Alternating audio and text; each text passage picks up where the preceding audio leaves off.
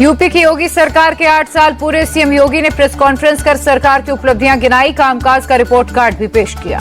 CM योगी बोले, बीते 8 साल में यूपी में हर क्षेत्र में तेजी से विकास हुआ। यूपी के सामने पहले पहचान का संकट था। योगी आदित्यनाथ बोले, आज यूपी में कानून का राज है। पहले यूपी में दंगे होते थे, जनता ने अराजकता का तांडव झेला। पहले बेटी और कारोबार असुरक्षित थे।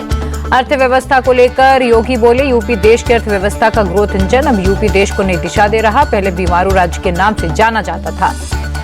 योगी सरकार के 8 साल पूरे होने पर बोले deputy CM Brajesh Pathak, UP की कानून व्यवस्था पिछले 8 सालों से देश में नंबर 1। विपक्ष केवल जातिवाद और तुष्टीकरण की राजनीति करता है। उत्तर प्रदेश के मुख्यमंत्री के तौर पर योगी आदित्यनाथ के 8 साल पूरे। लखनऊ में लगे पोस्टर सरकार की उपलब्धियां गिनाई। संसद परिसर में सपा सांसदों का प्रदर्शन। यूपी की कानून व्यवस्था को लेकर सरकार के खिलाफ नारेबाजी की। बिहार विधान परिषद के बाद आरजेडी का प्रदर्शन। कानून व्यवस्था को लेकर नीतीश सरकार को घेरा। दिल्ली में इंडी गठबंधन के छात्र संगठन का प्रदर्शन। कांग्रेस नेता राहुल गांधी हुए शामिल। बोले, देश का सबसे बड़ा मुद्दा बेरोजगारी। राहुल बोले, बेरोजगारी पर सरकार चुप्पी साधे हुए। ये लोग देश के युवाओं को बेरोजगार बना रहे। राहुल गांधी ने संघ पर निशाना साधा। बोले, आरएसएस सारे तंत्र को खत्म कर रहा। सभी यूनिवर्सिटी में आरएसएस के वाइस चांसलर। नई शिक्षा नीति और पेपर लीक मामले को लेकर सड़कों पर उतरे। बीजेपी सरकार के खिलाफ नारेबाजी। कई छात्र हिरासत में लिए गए।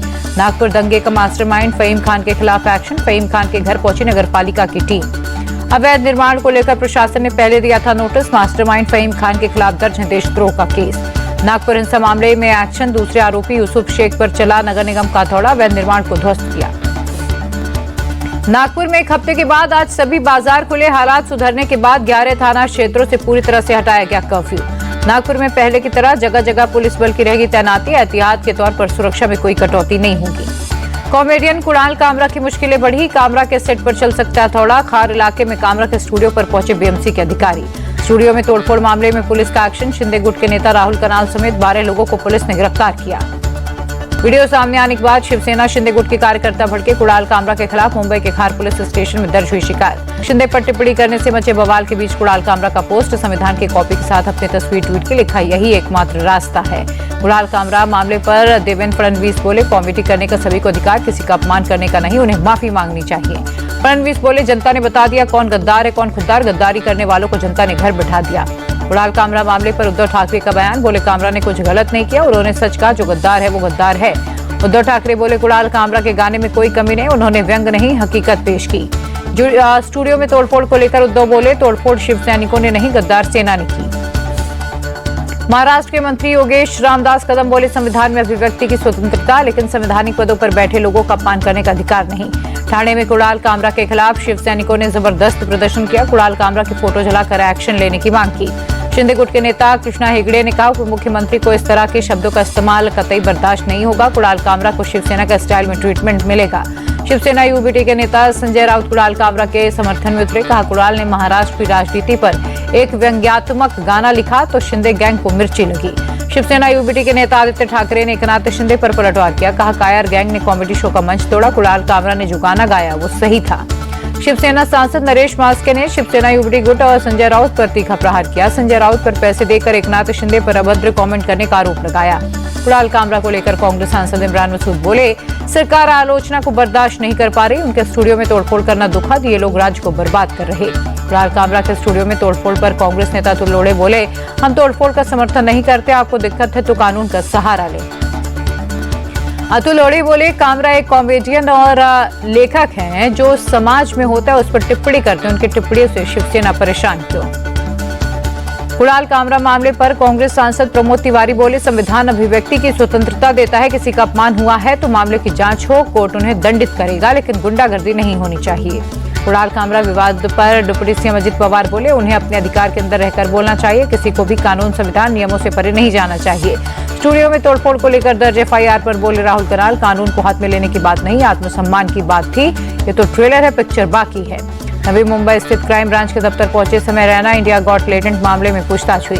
कर्नाटक में मुस्लिम आरक्षण को लेकर राज्यसभा में जबरदस्त हंगामा। पक्ष और विपक्ष के बीच हुई तीखी बहस। कर्नाटक आरक्षण को लेकर लोकसभा में हंगामा। किरण रिजिजू ने डीके शिव कुमार के बयान पर जताई आपत्ति। बोले, डीके शिव कुमार को बर्खास्त करे कांग्रेस। राज्यसभा में जेपी नड्डा बोले, कांग्रेस ने संविधान की धज्जियां उड़ाई। धर्म के आधार पर आरक्षण नहीं हो सकता। कांग्रेस संविधान बदलने की कोशिश में है। रिजिजू बोले, भारत के संविधान के साथ खिलवाड़ नहीं करने देंगे, संविधान में धर्म के आधार पर आरक्षण की इजाजत नहीं। नड्डा के आरोपों पर खड़गे का जवाब, बोले संविधान कोई बदल नहीं सकता, हम हर हाल में संविधान की रक्षा करते हैं। डीके शिव कुमार के बयान पर गिरिराज सिंह बोले, कांग्रेस का असली चेहरा सामने आए, राहुल गांधी जवाब दे। कर्नाटक आरक्षण को लेकर कांग्रेस ने बीजेपी को घेरा, सांसद रविशंकर प्रसाद बोले, मुस्लिम वोट बैंक को लेकर राजनीति कर रही कांग्रेस, ये लोग संविधान को बदलना चाहते हैं। रविशंकर प्रसाद बोले, कांग्रेस मुस्लिम वोट के लिए कहां तक जाएगी। डीके शिव कुमार संविधान बदलने की बात कर रहे, देश किस ओर जा रहा, ये बड़ा सवाल है। बीजेपी महासचिव तरुण चुग ने भी डीके शिव कुमार के बयान की निंदा की, बोले संविधान बदलने की बात करना निंदनीय, ये किसी बड़े षड्यंत्र का हिस्सा, में ऐसा नहीं होने देंगे। मुस्लिम आरक्षण को लेकर डीके शिव कुमार के बयान पर बीजेपी सांसद समित पात्रा बोले, उन्होंने साफ कहा वो मुस्लिमों को आरक्षण देने के लिए संविधान बदलने को तैयार हैं, ये बाबा साहेब के संविधान के साथ मजाक है। डीके शिव कुमार का बीजेपी पर पलटवार, बोले हताश बीजेपी गलत बयानबाजी कर कांग्रेस और मुझे बदनाम करने की कोशिश कर रही है, धर्म के नाम पर संविधान बदलने की बात मैंने कभी नहीं कही। डीके शिव कुमार बोले, बीजेपी सरासर झूठ बोल रही, बीजेपी के खिलाफ हमारी लड़ाई जारी रहेगी। कर्नाटक के डिप्टी सीएम डीके शिव कुमार के बयान पर यूपी का मंत्री ओम प्रकाश राजभर का तंज, कहा नफरत की भाषा बोलने से बेहतर भाईचारे की बात करें। वक्फ बिल को लेकर राजभर बोले, वही मुसलमान कर रहे विरोध जो बेचना चाहते हैं वक्फ की जमीन, सरकार का मकसद गरीब मुसलमानों को लाभ। संभल में हिंसा भड़काने के आरोप में जामा मस्जिद के सदर जफर अली गिरफ्तार, 2 दिन की न्यायिक हिरासत में मुरादाबाद की जेल भेजा गया। गिरफ्तारी से पहले जफर ने एसआईटी ने की जफर से लंबी पूछताछ, संभल हिंसा से जुड़े मामले में सवाल जवाब हुए। संभल में शाही जामा मस्जिद की सुरक्षा बढ़ाई गई, जफर अली की गिरफ्तारी के बाद सुरक्षा कड़ी की गई। एसपीसीओ ने संवेदनशील इलाकों में किया फ्लैग मार्च। जफर अली की गिरफ्तारी पर सपा सांसद राम गोपाल यादव ने सवाल उठाए, कहा बीजेपी सरकार में कोई नहीं है सुरक्षित, किसी को भी किया जा सकता है गिरफ्तार, मौलिक अधिकारों का नहीं हो रहा पालन। बिहार विधानसभा में नीतीश सरकार पर बरसे नेता प्रतिपक्ष तेजस्वी यादव, बोले बिहार में कोई भी परिवार सुरक्षित नहीं, कानून व्यवस्था पूरी तरह से ध्वस्त है। तेजस्वी यादव बोले, देश में सबसे ज्यादा बेरोजगारी बिहार में, पलायन भी सबसे ज्यादा बिहार में है। नीतीश राष्ट्रगान विवाद पर बोले जेडीयू सांसद संजय झा, मुख्यमंत्री काफी सक्रिय हैं, जनता देख रही है किस तरह की भाषा का प्रयोग कर रहा है विपक्ष। नीतीश कुमार को लेकर केंद्रीय मंत्री ललन सिंह बोले, सीएम नीतीश पूरी तरह से स्वस्थ हैं, आरजेडी को अपनी चिंता करनी चाहिए। पटना में सीएम आवास पर इफ्तार पार्टी का आयोजन हुआ, गवर्नर आरिफ मोहम्मद खान समेत बड़ी संख्या में रोजेदार और कई नेता शामिल हुए। नीतीश कुमार के इफ्तार पार्टी का कुछ मुस्लिम संगठनों ने बहिष्कार किया, उनके नुमाइंदे इफ्तार में नहीं पहुंचे। जेडीयू विधायक गुलाम गौस ने कहा, नीतीश कुमार ने जितना अल्पसंख्यकों के लिए किया, इससे पहले किसी ने नहीं किया। वक्फ संशोधन बिल को लेकर जम्मू कश्मीर के सीएम उमर अब्दुल्ला बोले, सरकार एक ही धर्म को निशाना बना रही, मुस्लिम समुदाय की धर्मार्थ गतिविधियां वक्फ के माध्यम से होती हैं। जस्टिस यशवंत वर्मा मामले पर आप सांसद संजय सिंह बोले, न्यायपालिका में भ्रष्टाचार बड़ा मुद्दा, सदन में इस पर चर्चा हो, जस्टिस यशवंत का इस्तीफा होना चाहिए। उत्तराखंड में धामी सरकार के 3 साल पूरे, रुद्रपुर में मुख्यमंत्री ने किया रोड शो, बड़ी संख्या में शामिल हुए लोग। दिल्ली विधानसभा का आज से बजट सत्र हुआ शुरू, सीएम रेखा गुप्ता ने डीटीसी पर कैग की रिपोर्ट सदन में पेश की। दिल्ली विधानसभा में विपक्ष का हंगामा, आप विधायकों ने सदन में महिला सम्मान योजना पर चर्चा की मांग की। बजट सत्र को लेकर बोले दिल्ली सरकार के मंत्री कपिल मिश्रा, कल मुख्यमंत्री रेखा गुप्ता पेश करेंगे ऐतिहासिक बजट। बजट सत्र को लेकर बोली नेता प्रतिपक्ष आतिशी, उम्मीद है बीजेपी जनता से किए वादों को पूरा करेगी, दिल्ली वालों को नहीं मिलेगा धोखा। उत्तर प्रदेश के मुख्यमंत्री योगी आदित्यनाथ ने त्योहारों और कानून व्यवस्था को लेकर की बैठक, वीडियो कॉन्फ्रेंसिंग के जरिए जुड़े अधिकारी। बैठक के दौरान मुख्यमंत्री योगी का निर्देश, आने वाले सभी त्योहार शांतिपूर्वक मनाए जाएं, सोशल मीडिया को लेकर अलर्ट रहने के लिए कहा। योगी ने अधिकारियों को दिया निर्देश, टेम्पो, ई रिक्शा चालकों और किराएदारों का सत्यापन किया जाए, ओवरलोडिंग को 0 पॉइंट पर ही रोका जाए। बैठक में बोले मुख्यमंत्री, धार्मिक स्थलों पर महिला पुलिस कर्मियों को विशेष तैनाती की जाए, सीमावर्ती इलाकों पर कड़ी निगरानी रखी जाए। सौरभ हत्याकांड मामले में पुलिस की कार्रवाई तेज, जिस मेडिकल स्टोर से मुस्कान ने दवाइयां खरीदी वहां पर छापा, मुस्कान किसी बुजुर्ग के साथ दुकान पर पहुंची थी। बुजुर्ग ने खुद को आरोपी मुस्कान का पिता बताया था, दुकानदार बोला झूठ बोलकर मुस्कान ने दवा ली थी। यूपी के आगरा में पुलिस और बदमाशों के बीच मुठभेड़, पुलिस ने एक बदमाश को पकड़ा, आरोपी के खिलाफ 32 से ज्यादा मामले दर्ज हैं। घर वालों का पुलिस पर आरोप, कहा अपहरण के बाद पुलिस को दी थी सूचना, घर वक्त पर होती कार्रवाई तो बच जाता बेटा। यूपी के सहारनपुर में नेशनल हाईवे पर निर्माणाधीन पुल का बीम गिरने से हादसा, बीम के नीचे दबने से 3 मजदूर गंभीर रूप से जख्मी। मजदूरों को रेस्क्यू कर बाहर निकाला गया, सभी को इलाज के लिए हाई सेंटर रेफर किया गया।